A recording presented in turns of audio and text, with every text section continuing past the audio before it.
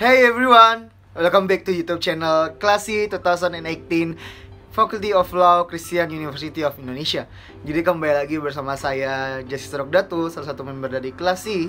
Dimana dari vlog-vlog saya sebelumnya tentang LKBB atau Lembaga Keuangan Bukan Bank, dimana kali ini vlog part 3 atau part 3 dari vlog saya kali ini tentang Lembaga Keuangan Bukan Bank. Dimana vlog kali ini saya akan menjelaskan atau mempresentasikan tentang perusahaan pembiayaan sebagai salah satu jenis dari Lembaga Keuangan Bukan Bank.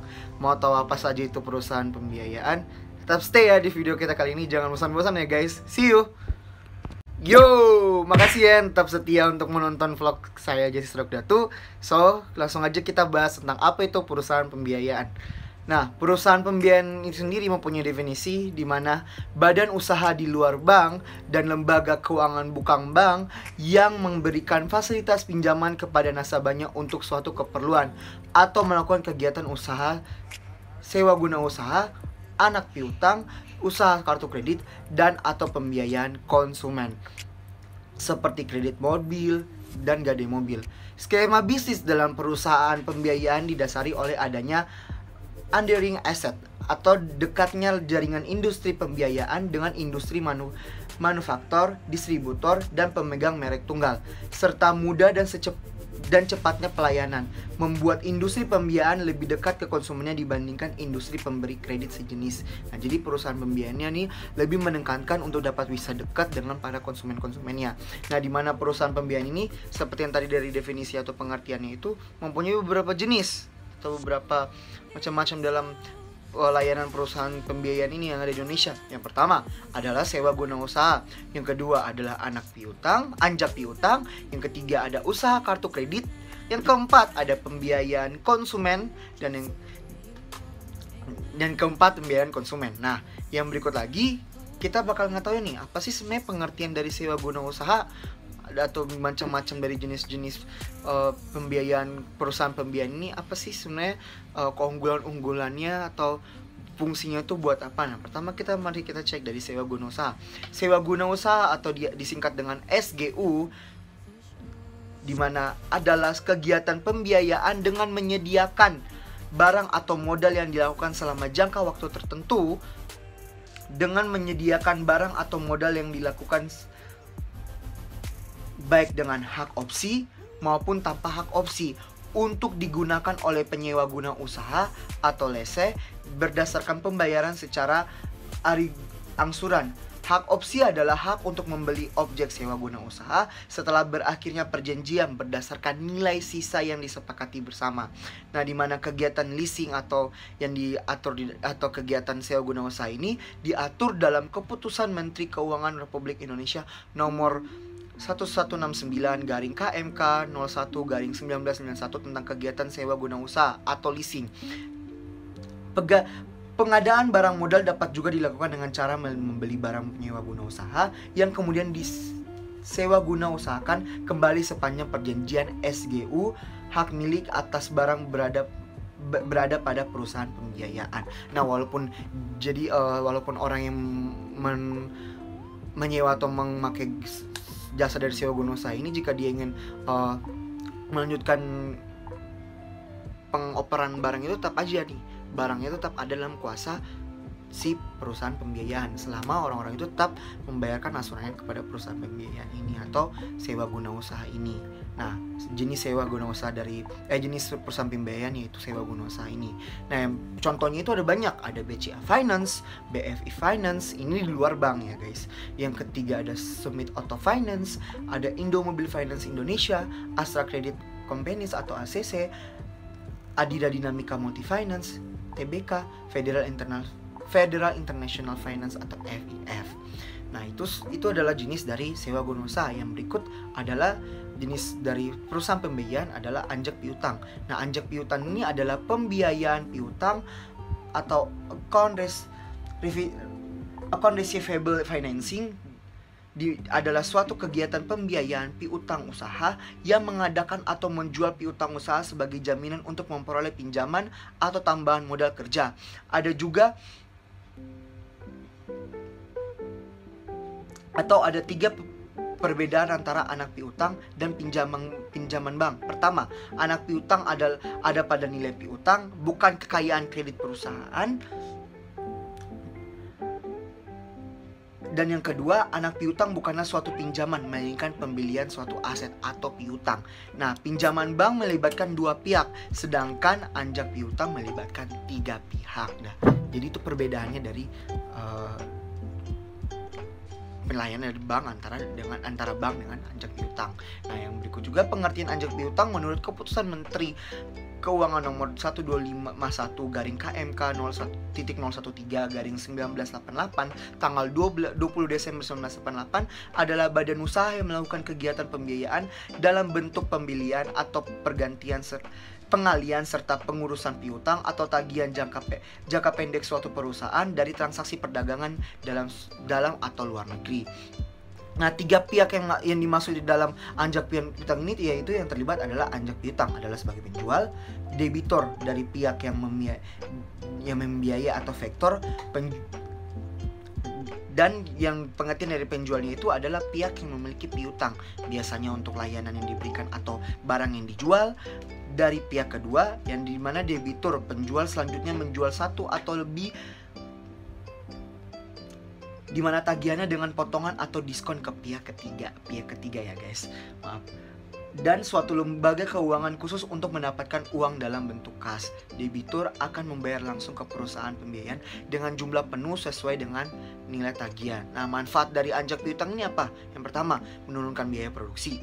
Yang kedua, memberikan fasilitas pembayaran di muka. Dan yang ketiga, meningkatkan daya saing perusahaan klien. Dan yang keempat, meningkatkan kemampuan perusahaan klien memperoleh laba. Yang kelima, menghindari kerugian karena kredit macet. Dan yang keenam, mempercepat proses ekonomi. Nah, itu sekian dari jenis dari anjak piutang. Yang berikut adalah jenis perusahaan pembiayaan, yaitu kegiatan perusahaan atau jenis-jenis dari perusahaan anjak piutang sebagai perusahaan pembiayaan mempunyai beberapa kegiatan, di mana kegiatan dari anjak piutang berdasarkan surat keputusan Menteri Keuangan nomor 1251/KMK 013/1988 tanggal 20 Desember 1988 meliputi yang pertama, pengambil alihan tagihan suatu perusahaan dengan biaya tertentu, dan yang kedua, pembelian piutang perusahaan dalam suatu transaksi perdagangan dengan harga yang sesuai dengan kesepakatan, dan yang ketiga, mengelola usaha penjualan kredit suatu perusahaan. Artinya perusahaan anjak piutang dapat mengelola kegiatan administrasi kredit suatu perusahaan sesuai dengan kesepakatan. Nah, pihak-pihak yang terlibat di dalam anjak piutang ini apa sih? Dalam transaksi kegiatan atau transaksi perusahaan anjak piutang terdapat 3 pihak yang saling berkepentingan. Tanpa keterlibatan 3 pihak yang saling berkepentingan tersebut, maka kegiatan perusahaan anjak piutang tidak akan berjalan sebagaimana mestinya. Adapun pihak-pihak yang terlibat dalam kegiatan transaksi anjak piutang itu adalah sebagai berikut. Yang pertama adalah kreditor atau klien yang menyerahkan tagihannya kepada pihak anjak piutang untuk ditagih atau dikelola atau diambil alih dengan cara dikelola atau dibeli sesuai perjanjian yang kesepakatan dan dari kesepakatan yang telah dibuat. Yang kedua adalah perusahaan anjak piutang atau factoring, yaitu perusahaan yang akan mengambil alih atau mengelola piutang atau penjualan kredit debiturnya. Dan yang ketiga ada debitur, yaitu nasabah yang mempunyai masalah atau hutang kepada kreditur atau kliennya. Nah, itu beberapa pengertian dari anjak piutang dan manfaat-manfaat serta kegiatan-kegiatan yang dilakukan dari sebagai perusahaan anjak piutang sebagai perusahaan pembiayaan di Indonesia. Yang berikut adalah usaha kartu kredit. Nah, di mana ini usaha kartu kredit itu adalah kegiatan pembiayaan untuk pembelian barang dan atau jasa dengan menggunakan kartu kredit. Nah, harus kita garis bawain ya, ini bukan yang dari bisa kartu kredit yang dari bank, bisa aja misalnya dari lembaga-lembaga perusahaan pembiayaan yang memang buat usaha kartu kredit. Yang berikut adalah pembiayaan konsumen. Jenis-jenis pembiayaan lembaga pembiayaan atau perusahaan pembiayaan yang berikut adalah pembiayaan konsumen, di mana pembiayaan konsumen adalah kegiatan pembiayaan untuk pengadaan barang berdasarkan kebutuhan konsumen dengan pembayaran secara angsuran, di mana pembiayaan konsumen termasuk ke dalam jasa keuangan dan dapat dilakukan baik oleh bank ataupun lembaga non-bank dalam bentuk perusahaan pembiayaan. Nah, jenis dari lembaga pembiayaan konsumen sebagai lembaga pembiayaan Indonesia itu adalah Asosiasi Perusahaan Pembiayaan Indonesia. Bisa kita cek nanti sendiri ya di teman-teman di internet.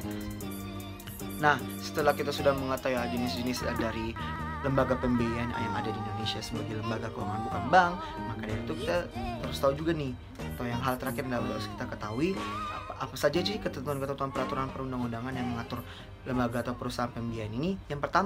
Yang paling pertama banget menjadi dasar sekaligus sejarah dari perusahaan pembiayaan itu adalah surat keputusan bersama Menteri Keuangan, Menteri Perindustrian, dan Menteri Perdagangan nomor Cap garis 122 garing MK garing 4 garing 2 garing 1974,32 garing MK garing SK garing 2 garing 1974,30 garing KPB garing 1 garing 1974 tahun 1974 yang mengatur tentang perizinan usaha leasing. Dan yang berikut juga ada surat keputusan Menteri Keuangan nomor Cap garis 650 garing MK garing 2 garing 5 garing 1974 tahun 1974, di mana penegasan ketentuan pajak penjualan dan besarnya biaya materai terhadap usaha leasing. Dan yang berikut ada surat keputusan Menteri Keuangan nomor Cap garis 649 garing MK garing 4 garing 1974 tahun 1974 tentang perizinan usaha leasing. Yang berikut ada keputusan Menteri Keuangan nomor 448 garing KMK.017 garing 2000 tahun 2000 tentang perusahaan pembiayaan. Nah, yang berikut juga ada keputusan Menteri Keuangan nomor 172 garing KMK.06 garing 2002 tahun 2002, perubahan atas keputusan Menteri Keuangan nomor 448 garing KMK.017 garing 2000 tentang perusahaan pembiayaan. Nah, yang berikut juga ada keputusan Menteri Keuangan nomor 185 garing KMK.06 garing 2002 tahun 2002 tentang penghentian pemberian izin usaha perusahaan pembiayaan. Yang berikut ada keputusan Direktur Jenderal Lembaga Keuangan nomor Cap garis 1500 garing LK garing 2005 tahun 2005. Dan yang berikut tentang petunjuk pelaksanaan penyusunan dan penyampaian laporan perusahaan pembiayaan. Yang berikut juga ada perusahaan Ketua Bapepan garis LK nomor Per 04 garing BL garing 2007 tahun 2007, yang berisi akad-akad yang digunakan dalam kegiatan perusahaan pembiayaan berdasarkan prinsip syariah. Yang berikut juga ada Peraturan Menteri Keuangan nomor 43 garing PMK.0110 garing 2012 tahun 2012 tentang uang muka pembiayaan konsumen untuk kendaraan bermotor pada perusahaan pembiayaan. Yang berikut ada Peraturan Menteri Keuangan nomor 121 garing PMK.010 garing 2012 tahun 2012 tentang ketentuan mengenai batasan kewajiban bagi perusahaan pembiayaan di bidang ketenaga listrikan. Yang berikut ada Peraturan Menteri Keuangan nomor 130 garing PMK.010 garing 2012 tahun 2012 tentang pendaftaran jaminan fidusia bagi perusahaan pembiayaan yang melakukan pembiayaan konsumen untuk kendaraan bermotor dengan pembebanan jaminan fidusia. Yang berikut ada Peraturan Ketua Badan Pengawas Pasar Modal dan Lembaga Keuangan nomor garis 06 garing BL garing 2012 tahun 2012 tentang perubahan atas Peraturan Ketua Badan Pengawas Pasar Modal dan Lembaga Keuangan nomor garis 03 garing BL garing 2007 tentang kegiatan perusahaan pembiayaan berdasarkan prinsip syariah. Yang berikut ada Peraturan Menteri Keuangan nomor 220 garing PMK.010 2012 tahun 2012 tentang perubahan atas Peraturan Menteri Keuangan nomor 43 garing PMK.010 garing 2012 tentang uang muka pembiayaan konsumen untuk kendaraan bermotor pada perusahaan pembiayaan. Yang berikut adalah ada Peraturan Otoritas Jasa Keuangan nomor 30 garing POJK.05 garing 2014 tahun 2012 tentang tata kelola perusahaan yang baik bagi perusahaan pembiayaan. Yang berikut ada Peraturan Otoritas Jasa Keuangan nomor 29 garing POJK.05 garing 2014 tahun 2014 tentang penyelenggaraan usaha perusahaan pembiayaan. Yang berikut ada Peraturan Otoritas Jasa Keuangan nomor 28 garing POJK.05 garing 2014 tahun 2012 tentang perizinan usaha dan kelembagaan perusahaan pembiayaan. Yang berikut ada Peraturan Otoritas Jasa Keuangan nomor 31 garing POJK.05 garing 2014 tahun 2014 tentang penyelenggaraan usaha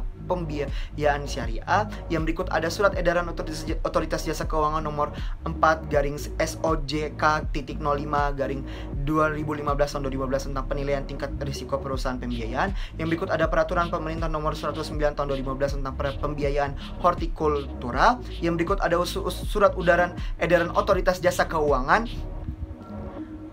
nomor 1/SOJK.05/2016 tahun 2015 tentang tingkat kesehatan keuangan perusahaan pembiayaan. Yang berikut ada surat edaran otoritas jasa keuangan nomor 3 SOJK.05/2016 tahun 2015 tentang laporan perbulanan perusahaan pembiayaan. Yang berikut juga ada surat edaran otoritas jasa keuangan nomor 4/SOJK.05/2015 tahun 2015 tentang laporan bulanan perusahaan pembiayaan syariah dan unit usaha syariah dari perusahaan pembiayaan. Yang berikut ada peraturan otoritas jasa keuangan nomor 4/POJK.05/2018 tahun 2018 tentang perusahaan pembiayaan sekunder perumahan. Yang berikut ada peraturan otoritas jasa keuangan nomor 35/POJK.05/2014 tahun 2014 tentang penyelenggaraan usaha perusahaan pembiayaan. Yang berikut ada peraturan otoritas jasa keuangan nomor 4/POJK.05 tahun 2018 tentang perusahaan pembiayaan sekunder perumahan.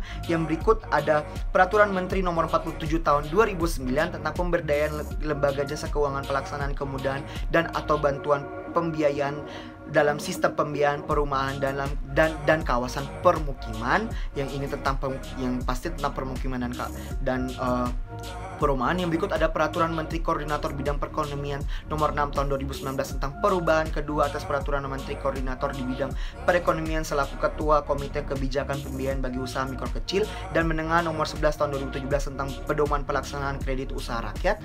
Dan yang berikut juga ada surat edaran otoritas jasa keuangan nomor 11/SOJK.05/2020 tahun 2020 tentang penilaian tingkat kesehatan perusahaan pembiayaan dan perusahaan pembiayaan syariah. Dan terakhir, sebagian terupdate pada tahun 2020 ini adalah surat edaran otoritas jasa keuangan nomor 12/SOJK.05/2020 tahun 2020 tentang rencana bisnis perusahaan pembiayaan sekunder perumahan. Nah, itu begitu banyak ketentuan-ketentuan atau peraturan-peraturan yang mengatur tentang perusahaan pembiayaan yang ada di Indonesia. Ini adalah penjelasan atau materi-materi pemaparan saya tentang lembaga atau perusahaan pembiayaan di Indonesia yang berfungsi atau salah satu jenis dari lembaga keuangan bukan bank. Mohon maaf jika ada kekurangan-kekurangan dalam penyampaian materi saya atau ada kesalahan-kesalahan. Biarlah penyampaian materi saya ini bisa menjadi dampak bagi teman-teman semua, saudara-saudara semua, dan bapak ibu semua yang di luar sana. Biar ini menjadi penambahan edukasi bagi kita semua dan menjadi berkat bagi kita semua. Sekali lagi mohon maaf atas kesalahan saya. See you in the next vlogs guys. Bye.